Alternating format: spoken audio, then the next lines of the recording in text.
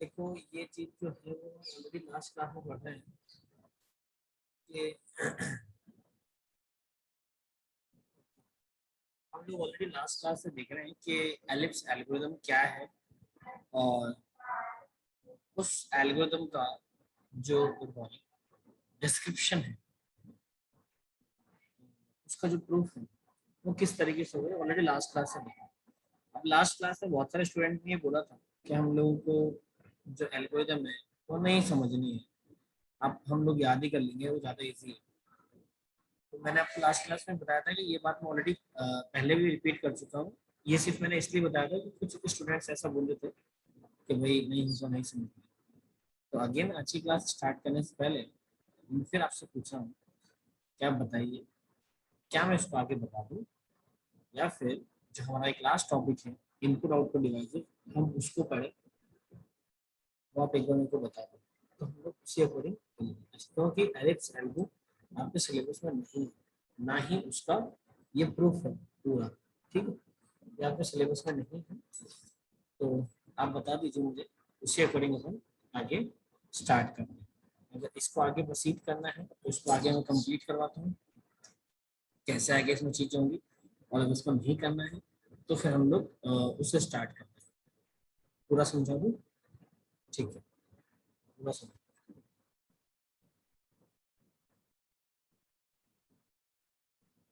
देखो पूरा भाई, हम लोगों ने लास्ट क्लास में क्या किया था, जो नए कोऑर्डिनेट आते हैं फर्स्ट रीजन के लिए वो आते हैं एक्स के प्लस वन और वाई के, मतलब एक्स में इंक्रीमेंट होता है और वाई में इंक्रीमेंट होता है नहीं होता है, या फिर वाई में डिक्रीमेंट होता है, दोनों में से एक चीज होती है, या तो डिक्रीमेंट होता है या फिर वो सेम रहता है, दोनों की अलग अलग पोजीशन। तो कब क्या होगा इस चीज को हमें समझना है। तो इतना हम लोगों ने कर लिया था। अब इसके बाद मैं अभी इस पूरे पॉइंट को एक बार हटा रहा हूँ यहाँ से।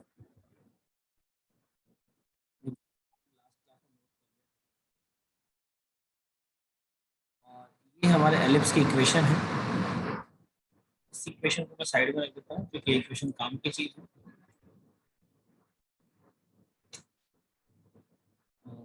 ये सारे कोऑर्डिनेट आपने लास्ट,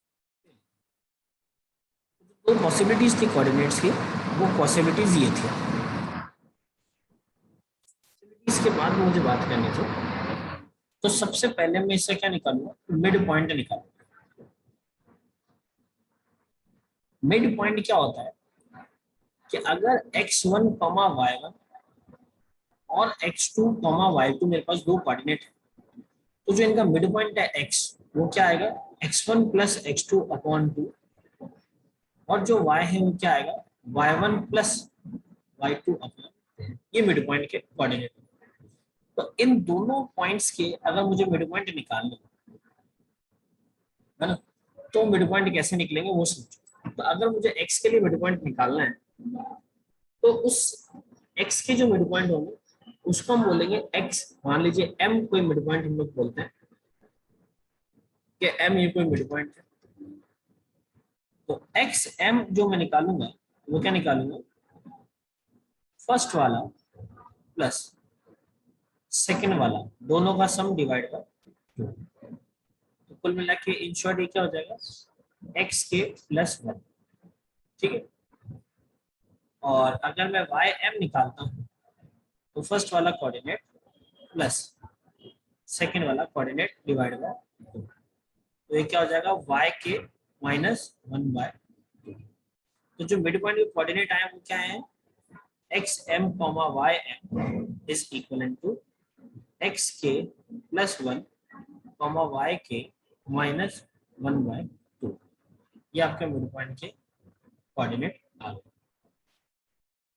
ठीक, अब ये जो मिड पॉइंट के कोऑर्डिनेट है, इक्वेशन नंबर वन, हम क्या बोलेंगे कि put the value from equation number one in the ellipse equation. जो ये एक्स एम और वाई एम की जो वैल्यू आई है, इसको इसमें पुट करेंगे तो डिसीजन पैरामीटर्स हम लोगों को फाइंड करने को मिलेगा। तो उसके लिए हम लोगों ने क्या बोला, लेट अज्यूम P1 के is the decision parameter for region one. Region one के लिए डिसीजन पैरामीटर क्या है? P1 के हम लोगों ने मान लिया कि भैया P1 के होगा, ठीक है। तो अब P1 के क्या निकालेंगे कि वो वैल्यू जो है वो उसमें पुट करते हैं। तो P1 के x की जगह आ जाएगा एक्स के प्लस वन का square then b square, y की जगह आ जाएगा y k minus one by two square then a square और माइनस ए स्क्वायर बी स्क्वायर। अब इसको तो एज इट इज रहने दिया है ना, इसको तो एज इट इज रहने दिया। This is nothing but this is an equation, तो इसको इक्वेशन नंबर, चलो अभी कुछ मत मानो। अब अगर मैं इसके बाद का एक कोऑर्डिनेट पता करूँ, मतलब P1 of k plus one, मतलब इसके बाद का कोऑर्डिनेट, इसके बाद क्या आएगा, तो उसको क्या लिखेंगे, x of k plus one, और प्लस वन तो पहले से ही है, स्क्वायर बी स्क्वायर प्लस, तो k प्लस वन है तो इसको हम लोग क्या लिख सकते हैं, k प्लस वन को जो है आपको पता है p of k plus one को क्या लिख सकते हैं, या x of k plus one को, x of k plus one को हम लिख सकते हैं x of k plus one. ये कल हम लोगों ने, मतलब जो भी हमारी लास्ट क्लास थी उसमें हम लोगों ने देखा था, तो इसीलिए मैंने यहाँ पे प्लस वन ऐसा लिखा है। और जो y के प्लस वन है, जो y के प्लस वन है वो एज इट इज रहेगा, यहाँ पे k प्लस वन, उसमें कोई चेंज नहीं आएगा, माइनस का A square minus A square B square. अब जो मेन डिसीजन पैरामीटर, मतलब इन दोनों के बीच का गैप, उसको now P1 k plus one minus P1 k, ये आपको फाइंड करना है। तो इस पूरी वैल्यू में से इस पूरी वैल्यू को माइनस करना है, तो क्या लिखेंगे, एक्स के प्लस टू का होल स्क्वायर, ऐसे ही आएगा, ऐसे ही आएगा आई थिंक सो। फिर क्या हो जाएगा, बी स्क्वायर आ जाएगा, या इसको ऐसा क्यों लिखे, हम लोग ऐसा भी तो लिख सकते हैं, एक्स प्लस वन का स्क्वायर मल्टीप्लाई बी स्क्वायर, ये पूरी टर्म इससे मल्टीप्लाई हो गई, और प्लस का बी स्क्वायर अलग, फिर प्लस का वाई के plus one minus half square ए स्क्वायर माइनस ए स्क्वायर बी स्क्वायर, और माइनस का ये ऊपर वाली टर्म पूरी आ जाएगी, x k plus one square B square minus y के माइनस हाफ स्क्वायर ए स्क्वायर और minus minus plus a square B square. तो आप देख रहे हैं कि ये टर्म और ये टर्म कैंसिल आउट हो गई है, और ये टर्म और ये टर्म कैंसिल आउट हो गई है। तो इन शॉर्ट अभी बच रहा है P1 k plus one minus P1 k is equivalent, देखो ये B square as it is ये लिख दिया, और प्लस का ये वाई के plus one minus half square ए स्क्वायर और माइनस का वाई के माइनस हाफ स्क्वायर ए स्क्वायर, ये एज इट इज, बाकी कुछ भी टर्म नहीं बची। तो पूरी क्लास में किसी भी स्टूडेंट को इसमें कोई डाउट है तो पहले वो क्लियर कर दो, फिर बाकी की बातें हम लोग बाद में करते हैं, मतलब आगे करते हैं।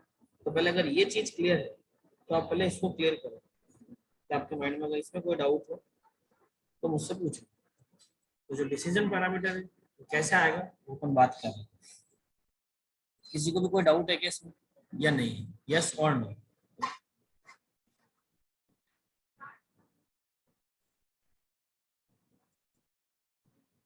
सबको बात क्लियर? भाई मैंने क्या निकाला, डिसीजन पैरामीटर के लिए पहले उन दोनों कोऑर्डिनेट के मिड पॉइंट निकाल लिए, मिड पॉइंट को मैंने एलिप्स के इक्वेशन में रख दिया, एलिप्स के इक्वेशन में रखने के बाद एक नया, let us assume P1k, P1k is the decision parameter for region one.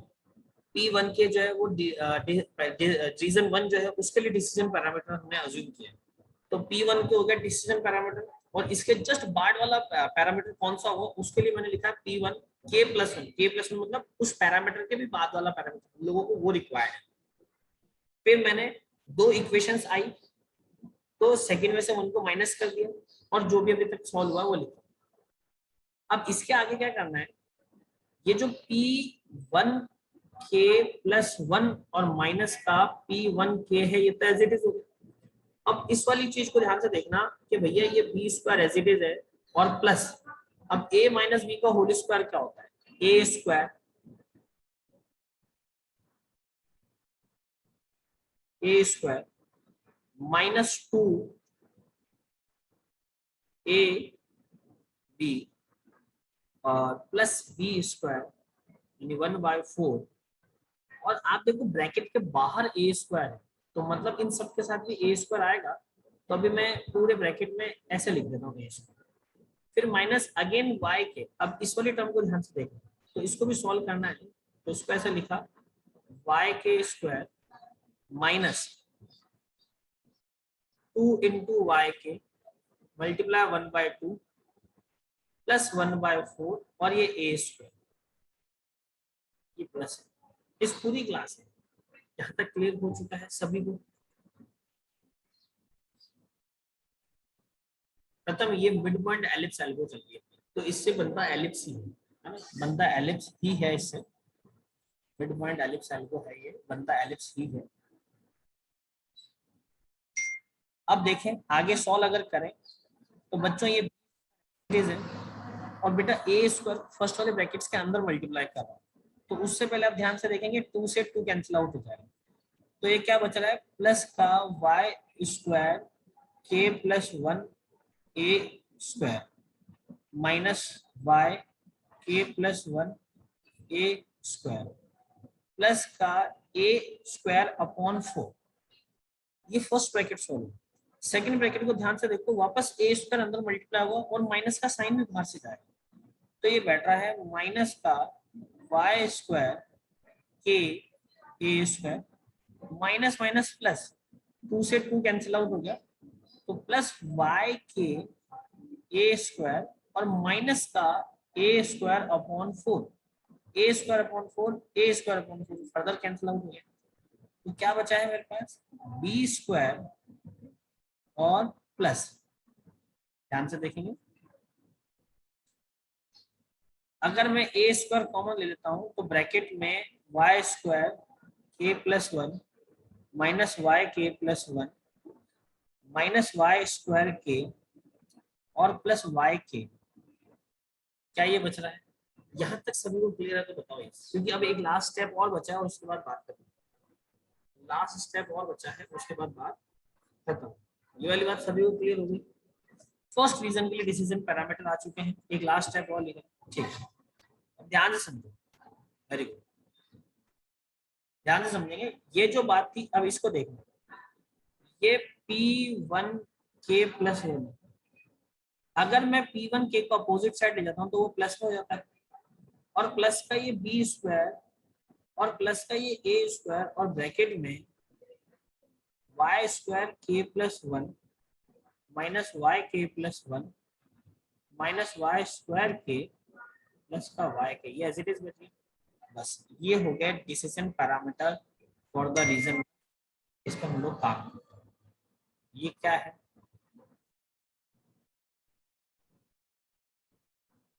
Decision parameter for region one. तो जैसे रीजन वन के लिए सॉल्व किया, बिल्कुल सेम रीजन टू के लिए भी हम लोग सॉल्व करते हैं डिसीजन पैरामीटर को, और इस तरीके से पूरे डिसीजन पैरामीटर सेकंड में भी निकालेंगे। कैसे निकालेंगे? इसमें तो हम लोगों ने x हमेशा इंक्रीमेंट हो रहा है और y में डिक्रीमेंट हो भी सकता है या नहीं भी हो सकता है, वो लेके काम किया। जो सेकंड रीजन करेंगे उसको क्या करेंगे कि y में तो हमेशा डिक्रीमेंट होगा, लेकिन x में इंक्रीमेंट हो भी सकता है और नहीं भी हो सकता है, उस केस को लेके काम करेंगे। तो पहले इतना समझ में आया तो बताओ, फिर मैं यहीं से इसी बात को सिर्फ इतना इतना सा कॉन्सेप्ट में समझा देता हूँ कि सेकंड रीजन कैसे सॉल्व होगा, सिर्फ यहीं पे इन्हीं 3 ब्लॉक में पूरा सेकंड रीजन समझ में आ जाएगा। तो अगर यहाँ तक क्लियर है तो मुझे बताओ जल्दी से यस और नो, ये वाली बात आप लोगों को समझ में आई या नहीं है? यस और नो, जल्दी से बोलो सभी की। अभी रिप्लाई सबके नहीं आया, 2 स्टूडेंट 3 स्टूडेंट 4 स्टूडेंट्स क्या है, जल्दी से आगे रिप्लाई करो सभी।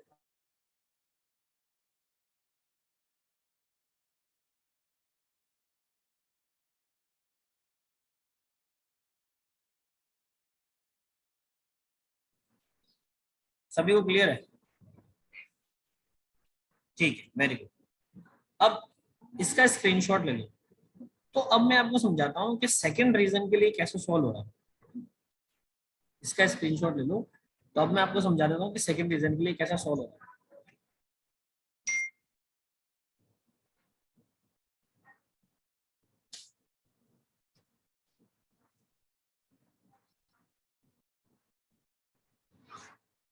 आई थिंक सो आप लोगों ने स्क्रीनशॉट ले लिया होगा।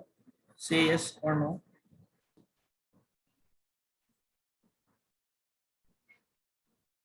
प्रथम, अगेन आई एम सेइंग कि this is not in your syllabus. This algorithm is not in your syllabus, ये आपके सिलेबस में नहीं है। सिर्फ और सिर्फ एलिप्स एल्गोरिथम में डिसीजन पैरामीटर यूज हो रहा है। वो डिसीजन पैरामीटर कहाँ से आया है? एक्स के यूज हुआ है, एफ एक्स यूज हुआ है, एफ वाई यूज हुआ है, वो कहाँ से आया है, क्यों आया है, क्या उसके पीछे की हिस्ट्री है, वो अपन इसलिए पढ़ रहे हैं। एग्जाम के पॉइंट ऑफ व्यू से नहीं है, एग्जाम में ये नहीं आएगा, कुछ भी आपके सिलेबस में नहीं है। बात समझ में आई? ये आपके सिलेबस में नहीं है, तो इतना बड़ा आपको याद करने की जरूरत नहीं है। ठीक है बच्चों, इसका स्क्रीनशॉट ले लिया होगा। अब आप ये समझेंगे कि जो सेकंड रीजन है वो कैसे आएगा। सेकंड रीजन ज्यादा इंपॉर्टेंट है आपके लिए। सेकंड रीजन कैसा आएगा, यहीं पे सेकंड रीजन को समझिए। अगर इसको नोट कर लिया, इसका स्क्रीनशॉट ले लिया, तो बताओ, मैं यहीं पे सेकंड रीजन बता देता हूँ और वही सेकंड रीजन आपको सॉल्व करना, बिल्कुल सेम कॉन्सेप्ट है, कुछ डिफरेंस नहीं है, बिल्कुल सेम करना है, तो सिर्फ पैरामीटर अलग हो जाएंगे, बाकी बिल्कुल सेम है सेकंड रीजन। स्क्रीनशॉट ले लिया सब?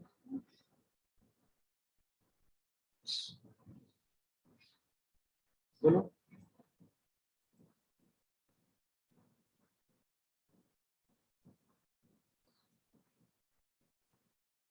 ले लिया क्या स्क्रीनशॉट?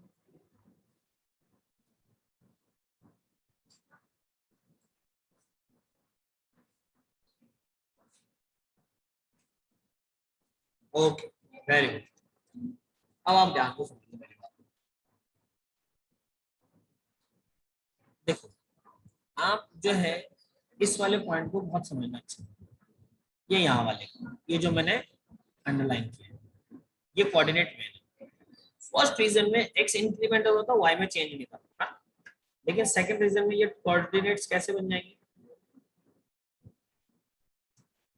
सेकंड रीजन में ये कोऑर्डिनेट बनेंगे कि एक्स सेम रहेगा या नहीं मुझे नहीं पता, लेकिन वाई में चेंज होगा।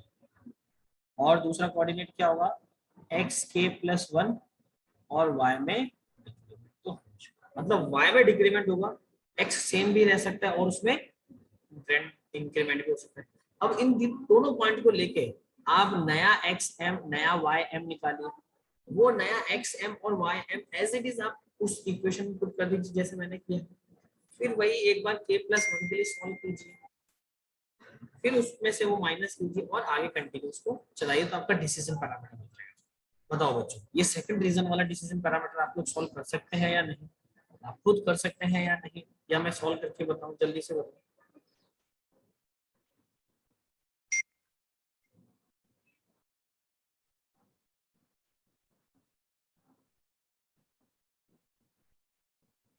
सॉल्व कर सकते हो या नहीं? बिल्कुल सेम है, आप देखो ना, मैंने आपको बताया ना भाई, दो कोऑर्डिनेट सेपरेट हो जाएंगे, उसके बाद एक्स एम और y m, that mean you just find the midpoint of these two coordinates, then you can just put the midpoint on the given ellipse algo, or the ellipse equation, like x square b square plus y square a square then minus a square b square. Then after that you just find the, let us assume the p2k is the decision parameter for reason 2, and this just find the p2k, then p2k plus 1, then just find the difference between p2k plus 1 minus p2k, and just find at the last p2k plus 1. This is your decision parameter for reason 2, right? I know you can do this.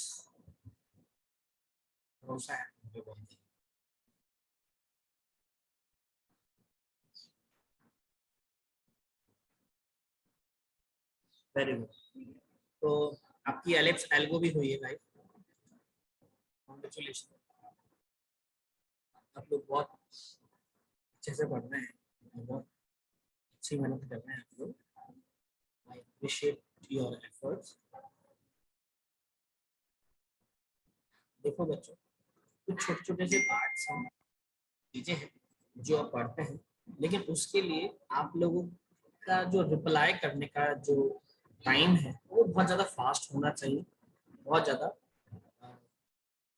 Delay ना हो, तो वो चीज़ें सही हो जाएगी, है ना।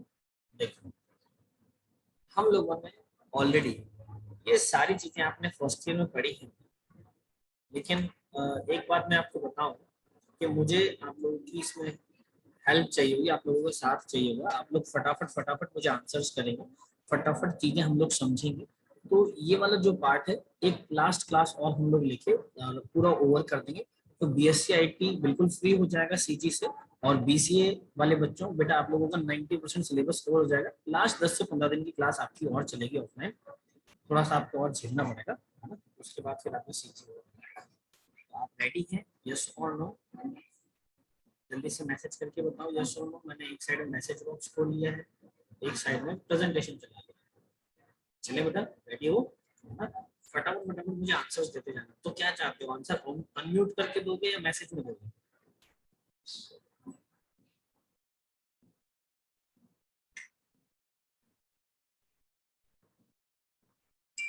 यस बेटा, बीएससी आईटी के लिए इनपुट आउटपुट और डिस्प्ले डिवाइसेस के बाद कोर्स खत्म। एक्चुअल में आपका भी कोर्स ओवर ही हो जाता है, लेकिन इस ईयर क्या है कि आप लोगों के 3D एक्स्ट्रा आ गया है, तो इस वजह से टाइम लगेगा, अदरवाइज आप लोगों का सिलेबस भी ओवर हो जाता है।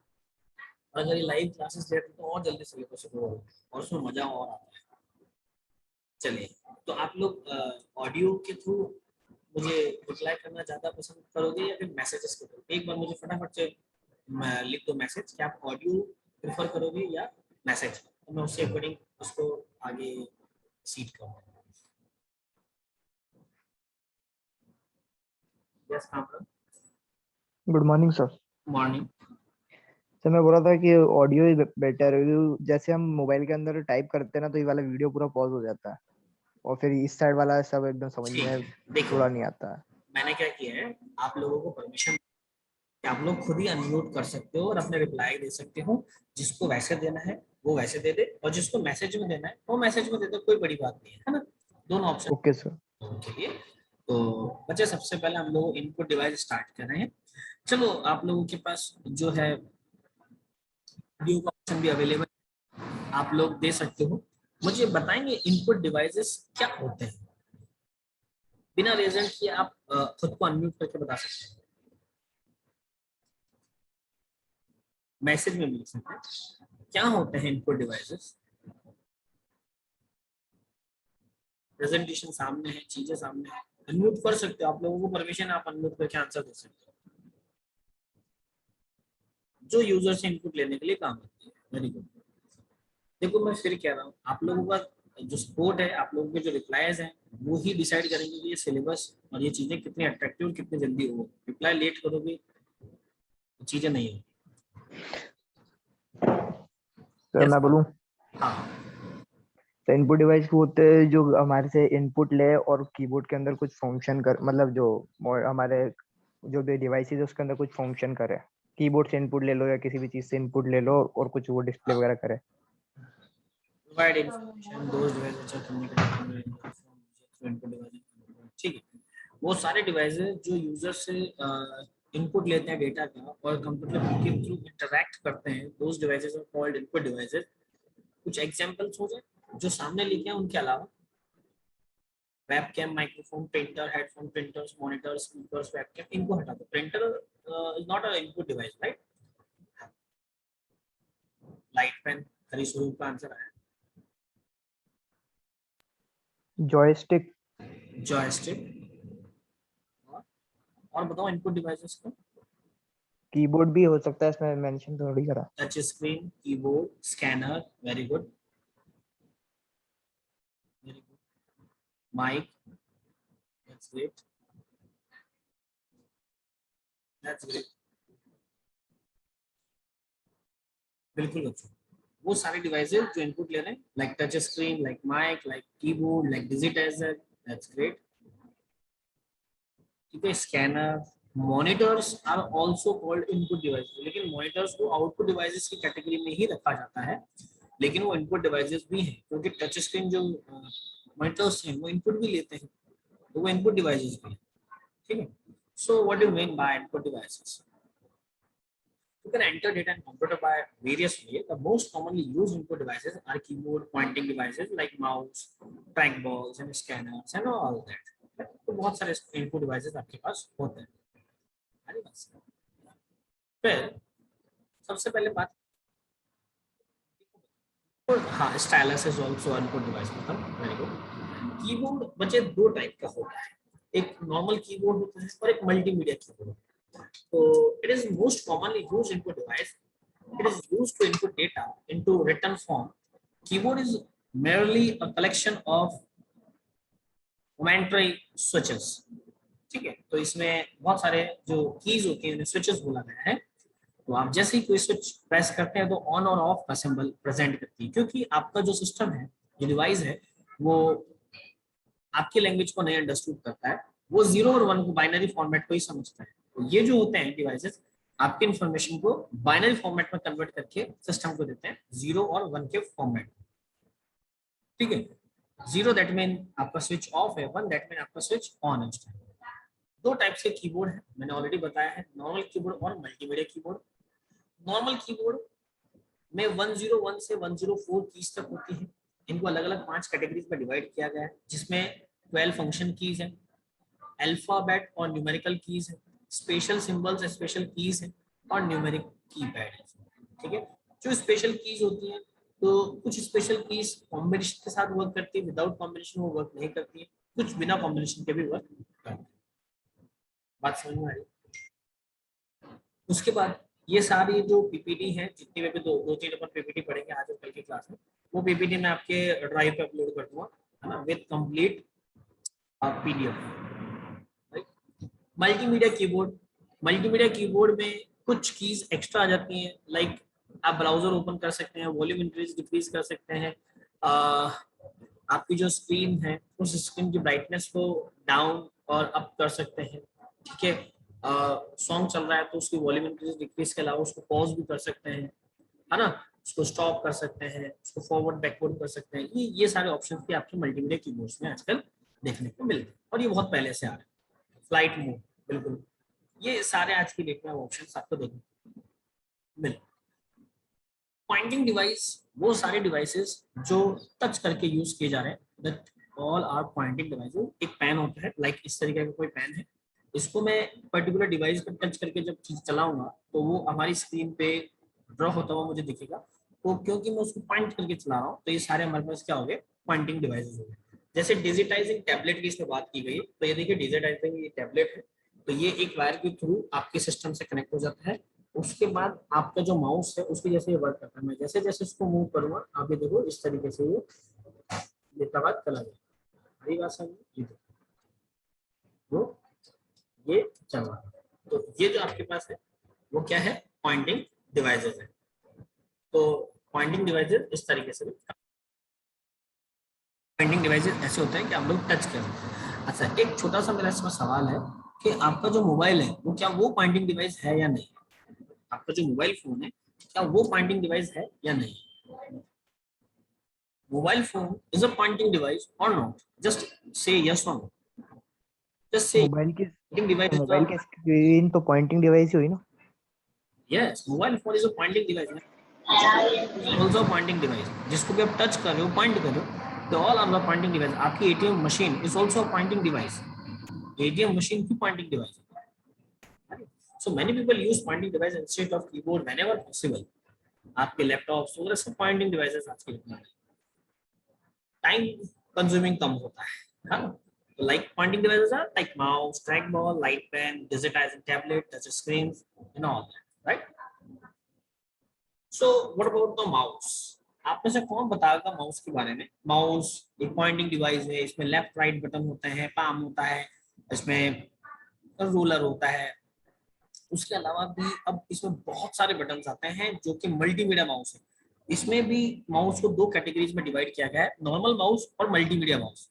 ये आपको मैं नॉर्मल माउस बता रहा हूँ। पुराने वाले जो माउस होते थे उनमें जैसे फॉर एग्जांपल ऐसे समझते हैं कि ये एक माउस है, तो अभी इसमें क्या हो रहा है, यहाँ पे एलईडी लाइट्स आ रही है, पहले यहाँ पे बॉल्स आते थे, ट्रैक बॉल्स, है ना, वो बॉल सरफेस पे मूव करती थी, तो उससे एक्स और वाई जो एक्सिस कोऑर्डिनेट्स होते हैं वो 360 डिग्री मूव करते थे। तो एक्स वाई जो कोऑर्डिनेट होते थे उनके अकॉर्डिंग ये माउस आपकी स्क्रीन पे मूव करता है। अभी जो लाइट आती है, जो ये सरफेस लाइट है, तो जब इसको मूव करते हो तो ये लाइट के अकॉर्डिंग एक्स और वाई कोऑर्डिनेट सेट होते हैं। ये नॉर्मल माउस जिसमें कि आपके लेफ्ट क्लिक, राइट क्लिक और ये आपका स्क्रॉल बार अवेलेबल होता है, और ये भी एक वायर के थ्रू आपके सिस्टम से कनेक्ट होता है। ये वायरलेस भी आता है, तो वायरलेस एक डिवाइस आपके सिस्टम में लगता है। वायरलेस डिवाइस से एक चीज मुझे याद आ रही है, क्या आप में से कोई स्टूडेंट वायरलेस के बारे में थोड़ा सा एक्सप्लेन कर सकता है? So what do you mean by wireless devices? What do you mean by wireless devices?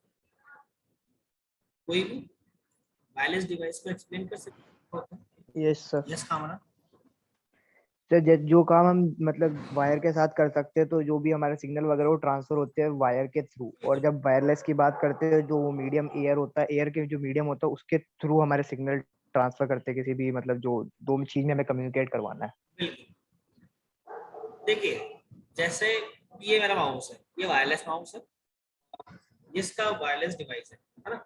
अभी मैंने इसको बाहर निकाल लिया, अब इस माउस को मैं कितना भी क्लिक कर लूं, मेरी प्रेजेंट जो है ये देखिए स्क्रीन पे कोई इफेक्ट नहीं हो रहा, ये माउस उससे कनेक्ट नहीं हो। अब लेकिन जैसे ही मैं इसको इधर कनेक्ट कर, तो ये जो माउस है वो इस पे मूवमेंट दिखाने लग जाएगा। आप देखिए माउस का पॉइंटर इधर मूव कर रहा है, हाँ, ये मूव करने लगा। तो मेरा क्वेश्चन ये है कि इस डिवाइस, ये जो वायरलेस डिवाइस है जिसके थ्रू मैंने माउस को कनेक्ट किया है, क्या एक डिवाइस से किसी और डिवाइस को कॉन्फ़िगरेशन कर सकता हूँ?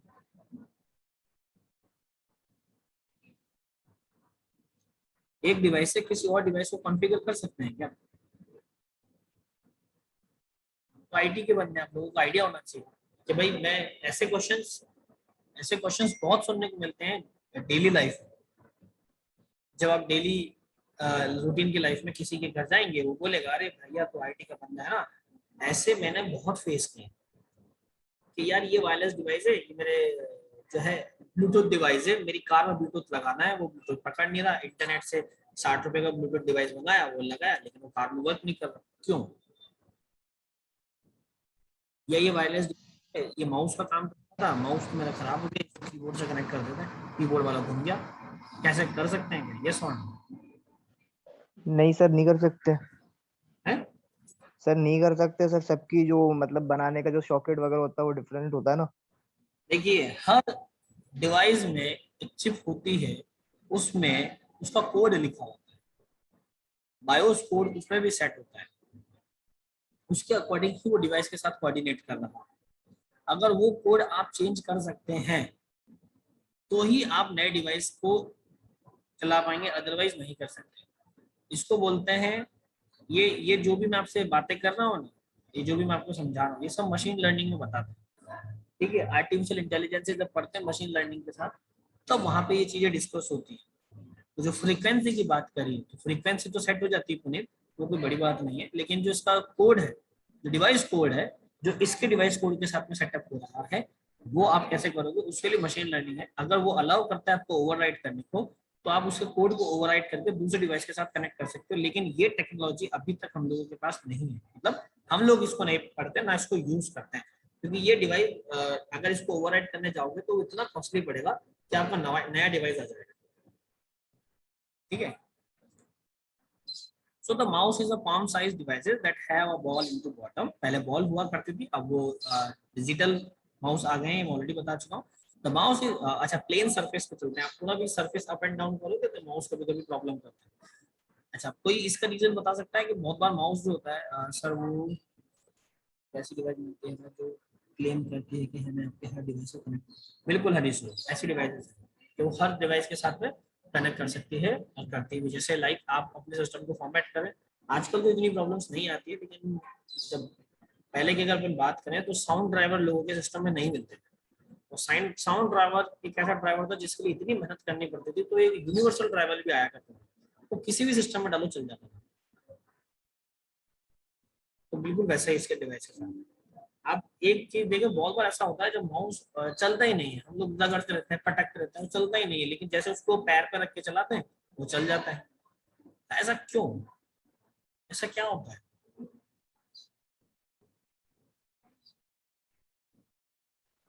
तो जो ट्रैक बॉल होता है वो शायद से सही से मूव नहीं कर ट्रैक बॉल पाता तो है ही हो। नहीं ना, आपका माउस तो डिजिटल है। ट्रैक बॉल तो है ही नहीं, डिजिटल माउस भी नहीं चलता है। उसको पैर पर रख के चलाओगे, अभी लैब में जब आओगे ना बहुत बार, तो ये बहुत सारे सिस्टम में आपको प्रॉब्लम फेस करनी पड़ेगी। तो सर माउस नहीं चल रहा, फिर उसको पैर पर लगा के चला रहे हो तो चल रहा है, बहुत अच्छा चल रहा है, क्यों? जबकि पैर पे तो प्लेन सरफेस है ही नहीं, वो तो ऐसा शेप में हो गया ना, अब उसको कैसे चला रहे हो? लेकिन वो बहुत अच्छा चल रहा है, लेकिन आप उस पर अपने डेस्क पर रख के चला रहे हो, वो चल ही नहीं रहा। वेरी गुड प्रथम, वेरी गुड। वो रफ रोड होगी, दैट मीन वो रफ हो जाती है, उस पर डस्ट आ जाती है, तो डस्ट की वजह से वो माउस वहां वर्क नहीं करता है।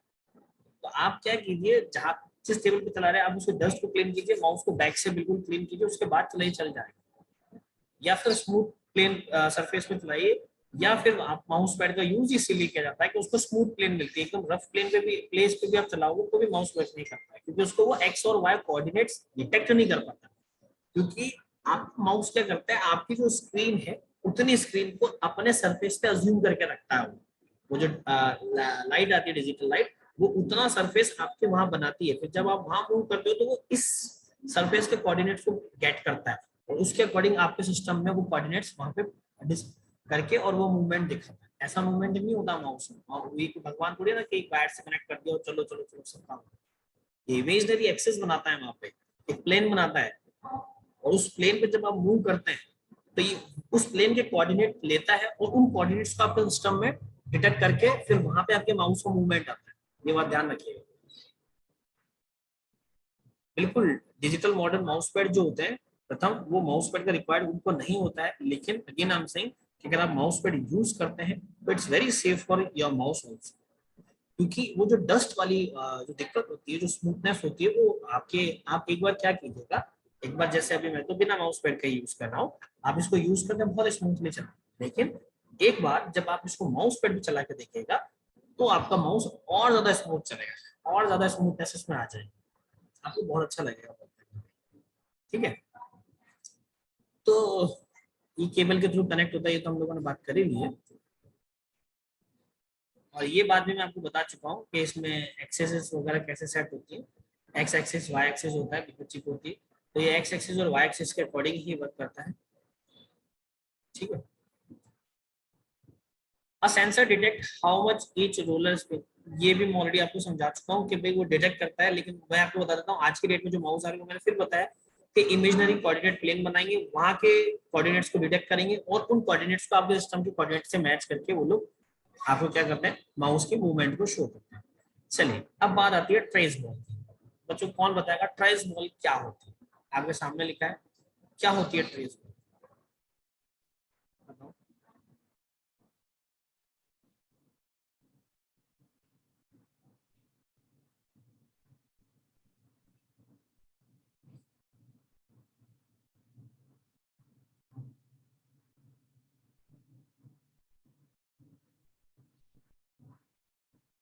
ट्रेस बॉल क्या होती है?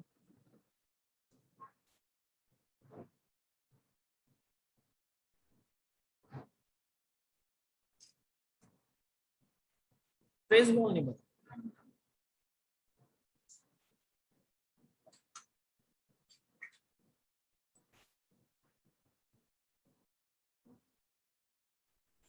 ये प्लेस पे कैसे रह सकती है? एक डिवाइस के साथ रहती है। हाँ, किसी ने, आपके जो जनरेशन है उन लोगों ने तो डोंट नो फोन देखा है नहीं, लेकिन जिसको मीडिया के बारे में नॉलेज है, तो बहुत पहले नोकिया का एक फोन आया करता था। आ, उस फोन में बीच में एक ट्रैक बॉल लगी थी, ट्रैक का एक हैंडल लगा होता था, उस हैंडल को मूव करके आप स्क्रीन पे मूव कर सकते थे, अप एंड डाउन। किसी ने सुना है ऐसा?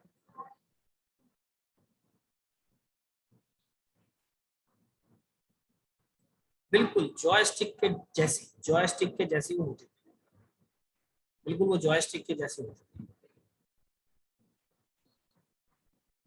तो वो क्या करती थी, वो इसीलिए होती थी कि आप अपने मोबाइल में अप एंड डाउन आ जा सके इजीली, बटन को प्रेस ना करके आप उसको अप एंड डाउन कीजिए, आपका मोबाइल स्क्रॉल होता चला जाएगा। तो उस स्क्रॉलिंग के लिए जो यूज करते हैं that is your trace ball. Joystick का कॉन्सेप्ट सेपरेट हो जाएगा, लेकिन ट्रेस बॉल आपकी स्क्रीन पे मूव करने के लिए ट्रेस बॉल इजी डिवाइस थी। ठीक है, जैसे आजकल की रिमोट्स है, टीवी के रिमोट्स हैं, आप उसको दबाए रखिए तो वो तब जाके नीचे आएगा। एक ट्रेस बोलोगे उसमें जस्ट ऐसा प्रेस कर फटाफट से वो नीचे स्क्रॉल होगा। तो उस स्क्रॉलिंग की स्पीड को अप एंड डाउन करने के लिए ट्रेस बोलते हैं। आजकल तो फीचर्स बहुत अलग हो गए, ब्लूबेरी फोन में तो बहुत आते हैं, बहुत चीज भी बहुत आई है मार्केट में। ठीक है, तो वो आपके ट्रेस बॉल हुआ करते थे, जो कि जहाँ पे जैसे आपने बताता हूँ ना, और एग्जांपल देता हूँ मैं। किसी ने बिजनेस लैपटॉप्स देखे थिंक पैड के, लेनोवो का थिंक पैड एक बिजनेस लैपटॉप आया करता था, आज भी मिलता है, अटैची टाइप का होता है, छोटा ब्रीफ केस टाइप। आप लेने जाओगे ना मार्केट में 5-7 हजार में सेकंड हैंड मिल जाएगा। वो जो लैपटॉप लेनोवो का थिंक पैड आता है ना ब्रीफ केस, उसमें वो ट्रेस बॉल लगी आती थी अप एंड डाउन, आज भी आती है वो रेड कलर, आप उससे मूव कर सकते हैं माउस से, मतलब आपके सिस्टम में। हाँ, रिमोट्स में भी आती है, रिमोट कंट्रोल कार्स में आजकल तो बटन आने लगे रिमोट कंट्रोल कार में, पहले वो आया करता था। तो वो सेम है, तो ट्रेसबल अप एंड डाउन के प्रोसेस के लिए ट्रेसबल को यूज करता है। ठीक है, ये उसका बात है। फिर अब आता है टच पैड। आप सामने देख के समझ रहे होंगे टच पैड क्या होता है, क्या इसको कोई एक्सप्लेन कर सकता है आप में से? टच पैड को कोई भी एक जना आप में से एक्सप्लेन कर सकता है टच पैड?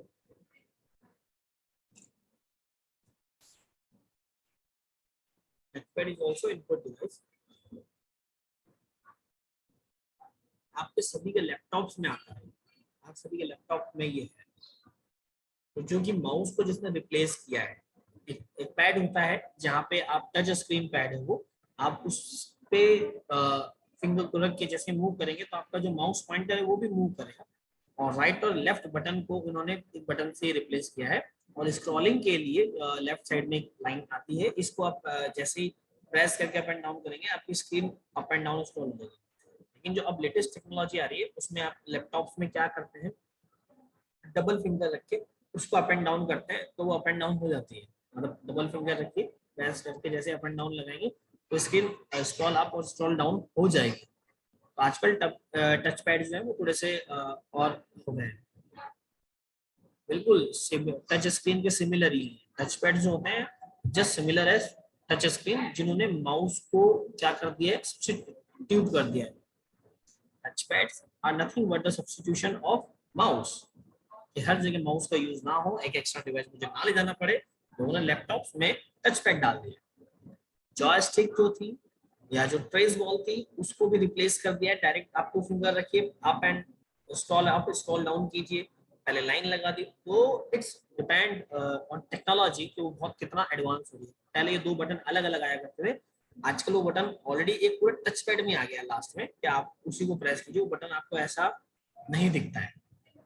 और आने वाले टाइम में ये और एडवांस चीजें हो जाएंगी। तो that is your touch pad, right? So now the joystick. बहुत सारे बच्चों ने, लगभग सभी ने गेम खेला है। जॉयस्टिक एक पॉइंटिंग डिवाइस है। आप सिमुलेटर्स में जाते हैं, जो गेमिंग जोन्स होते हैं, आप वहाँ जाइए, आप वहाँ जब कार चलाते हैं, बाइक चलाते हैं, तब कोई दूसरे गेम्स या एडवेंचर आप जब वहाँ करते हैं तो आपने देखा होगा वहाँ जॉयस्टिक टाइप का है। और जैसे मैं तो जब हम लोग छोटे थे तो टेकन 3 नाम का गेम आया करता था, उसमें पॉइंट डाली और टेकन 3 से वो गियर बॉक्स लगा होता था, उसके थ्रू हम लोग खेलते। दैट इज योर जॉयस्टिक, जो कि पॉइंटिंग डिवाइस है, जो कि उस पर्टिकुलर ऑब्जेक्ट को पॉइंट करता है। तो you know very well the what is the meaning of joystick, ये सब आप लोगों ने समझ भी रखा है, पढ़ भी रखा है और प्रैक्टिकली देखा भी होगा। तो जिसका टेकन 3 के बारे में देखा है, उसको खेला है, वो समझता है जॉयस्टिक क्या होती है। जिसने नहीं खेला है तो आपने देखा होगा कि भाई रिमोट होते हैं कार वाले, तो उसमें छोटे छोटे से हैंडल्स लगे होते हैं, आप उसको पकड़ सकते हैं, वर्क कर सकते हैं। जैसे कार से सिमुलेटर कार्स जो है गेमिंग जोन में आती है, उसमें गियर का हैंडल लगा होता है, सिमुलेटर्स में लगे होते हैं, जो कि उस पर्टिकुलर डिवाइस को पॉइंट करते हैं। आप देखिए, जैसे कभी आपने सिमुलेटर गेम्स प्ले गेम्स वाले सिमुलेटर्स खेले होंगे, तो वो जो हैंडल होता है आप जाके उसको मूव करते हैं, देन प्रेस करते रहते हैं, तो मूवमेंट दिखाता है, प्रेस करते हैं, तो दैट इज योर जॉयस्टिक, जो कि पर्टिकुलर डिवाइस आपके ऑब्जेक्ट को क्या कर रहा है, पॉइंट कर रहा है, ठीक है, और उसको कंट्रोल। मोस्टली ये आपके गेमिंग जोन में ही यूज आती है, ठीक है। 3D और 2D दोनों होती है, लेकिन ये वही है कि भाई जॉयस्टिक जैसे जैसे मूव कर रही है, इसने अपने सरफेस पे वहां पे एक इमेजिनरी कोऑर्डिनेट प्लेन बना रखा है।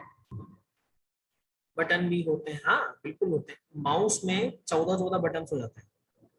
ये जो हमारा माउस है इसमें सिर्फ 2 बटन है, आप मल्टीमीडिया माउस खरीदेंगे उसमें 14 बटन तक आपके लेते हैं। जो गेमर्स होते हैं उन गेमर्स के लिए इस माउस में 14 बटन अवेलेबल है। आप ये ध्यान रखिए, माउस इतने होते हैं, ठीक है।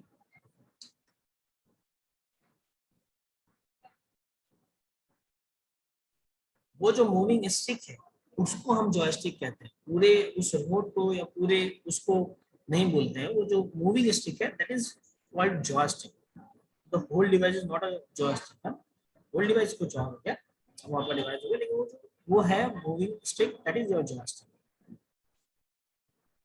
ये देखिए अब जॉयस्टिक, ये जो पूरा कंट्रोल बॉक्स है, ये जो पूरा कंट्रोल बॉक्स है जिसको हम लोग रिमोट बोलते हैं, तो इस पूरे रिमोट को हम लोग जॉयस्टिक नहीं बोलते। इस रिमोट में जो आप देखिए 2 बटन लगे हुए हैं, यहाँ आप मूव कर सकते हैं, तो इसको हम लोग जॉयस्टिक बोलेंगे। इसको मूवमेंट करने के बाद आपके स्क्रीन को मूवमेंट करता है, दैट इज योर जॉयस्टिक। ये पूरा रिमोट जॉयस्टिक नहीं है, ये जॉयस्टिक है दो यहाँ पे, ठीक है। तो अब ये तो एलिमेंट है इसके कि भाई इसमें जैसे बेस, ट्रिगर्स, एक्स्ट्रा बटन्स होते हैं, ऑटो फायर स्विचेस होते हैं, तो आजकल जॉयस्टिक्स के शेप्स आते हैं। लेकिन आपको मैं फिर बता दूं, जो पूरा जॉयस्टिक, ये इसको पूरे को जॉयस्टिक नहीं बोलते हैं। जॉयस्टिक सिर्फ वही है जो एक पॉइंटिंग डिवाइस है, ये भी एक पॉइंटिंग डिवाइस है, लेकिन इस पूरे को रिमोट को हम लोग जॉयस्टिक नहीं बोलेंगे, ठीक है।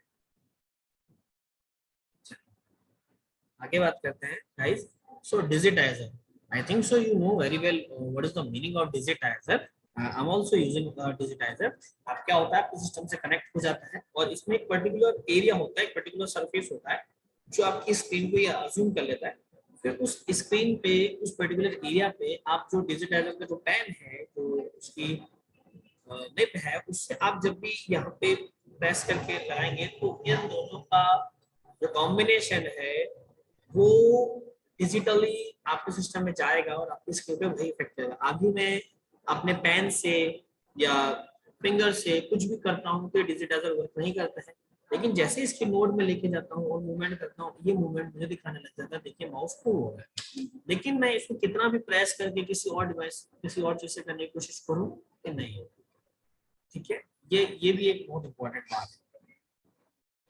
दूसरी बात, लोग कहाँ यूज करते हैं सिस्टम में कुछ चीजें ड्रॉ करने के लिए, जैसे जो कैड डिजाइनर्स होते हैं, अच्छे ग्राफिक्स को डिजाइन करते हैं, जो आर्टिस्ट होते हैं जो डिजिटली चीजों को डिजाइन कर रहे हैं। जैसे आपने बोला कि सर एक काम कीजिए, ये हमारा एक sketch है पूरा, इसको अपन सिस्टम में ले लेते हैं, तो स्कैन कर सकते हैं, ये कर सकते हैं, लेकिन उसकी जो स्मूथनेस है उस पर थोड़ा सा इफेक्ट होता है।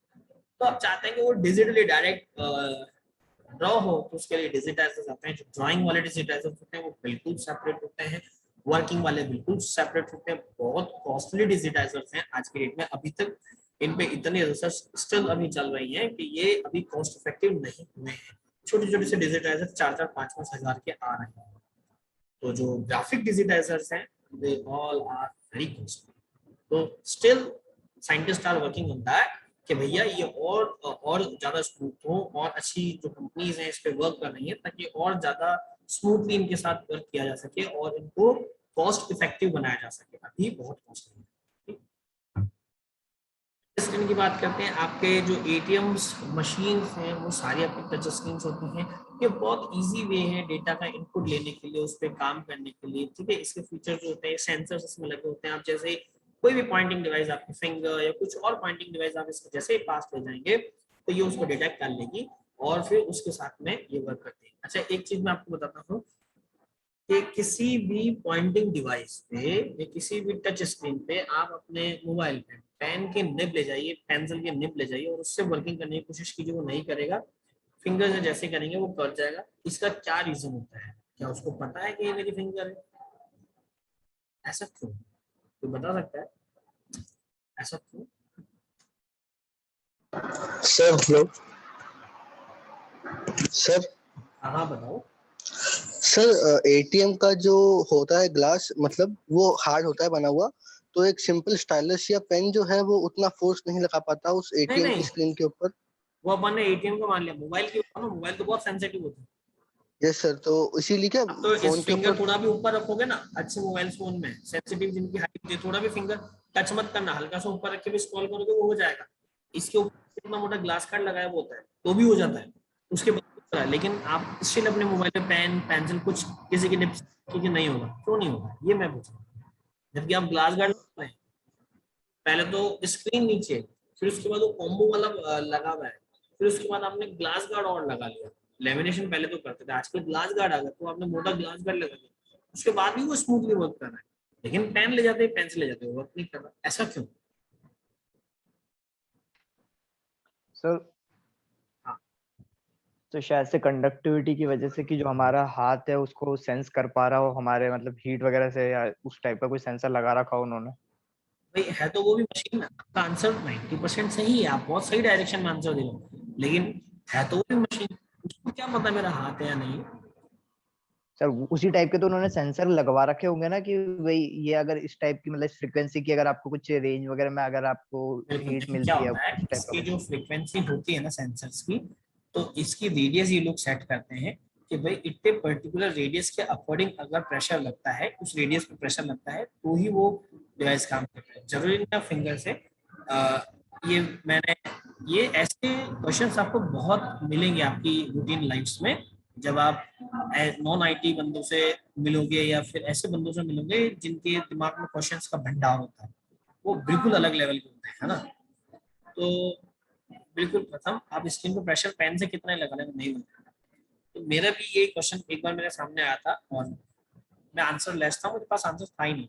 फिर जब उसको रिसर्च करा, बहुत सारा पढ़ा इसके बारे में, तब समझ में आया कि भाई इनके सेंसर्स की जो होती है वो रेडियस सेट होती है, उस रेडियस के अकॉर्डिंग ये सेंसर्स वर्क करते हैं। इन ये लोग ऑलरेडी रेडियस सेट करके रखते हैं कि इतनी रेडियस पे अगर इतना इतना प्रेशर आता है, क्योंकि आप जब भी फिंगर प्रेस करते हैं तो आपकी जो ये फिंगर है या पाम थंब है, ये जो भी है, तो वो जितना भी प्रेशर डालते हैं तो एक जो सेंटर प्रेशर होता है वो हाई होता है और बाकी जो सरफेस प्रेशर होता है वो कम होता है।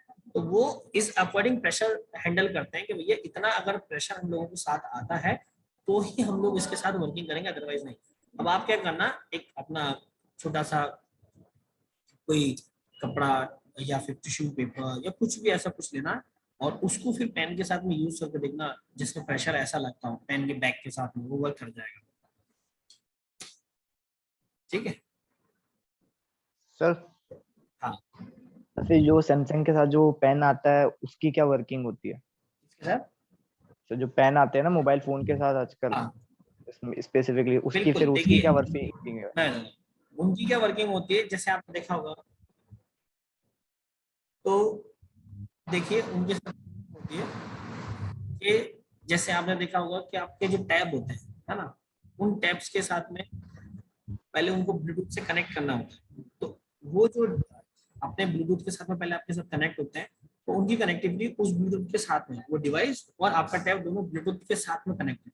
अब जैसे पहले जो नोकिया के फोन आते थे उनको ब्लूटूथ से कनेक्ट नहीं करना पड़ता था, वो डायरेक्ट ही आप ऐसे डिवाइस यूज कर देते तो वो हो जाता था। वो इसलिए हो जाता था क्योंकि ऑलरेडी उसके साथ कॉन्फ़िगर होके आता था। आप किसी और फोन का निकाल के यूज करेंगे तो वो नहीं करता था। जो आईपैड के साथ आप यूज कर रहे हैं वो ऑलरेडी उसके साथ कनेक्टेड है डिवाइस के साथ, इसलिए वो उसको यूज कर पा रहे हो। आप एक बार ब्लूटूथ से कनेक्टिविटी हटाइए और फिर कनेक्ट करके देखिए, वो उसको भी अलाउ नहीं करेगा। बाकी बात हम लोग next, और ये निखिल आपका जो क्वेश्चन है ये ड्यू है, अभी नेक्स्ट क्लास में इसको डिस्कस करेंगे कि ग्लव पेन के जब फोन यूज करते हैं तो क्यों वर्क नहीं करता। और जब मैं अपने फोन को पॉलिथीन में रख लेता हूँ और फिर मैं उसको चलाता हूँ तो पॉलिथीन में मेरा फोन वर्क कर जाता है, ग्लव पेन के चलाता हूँ नहीं चलता है, क्या रीजन है। नेक्स्ट डिस्कस करते हैं। Thank you.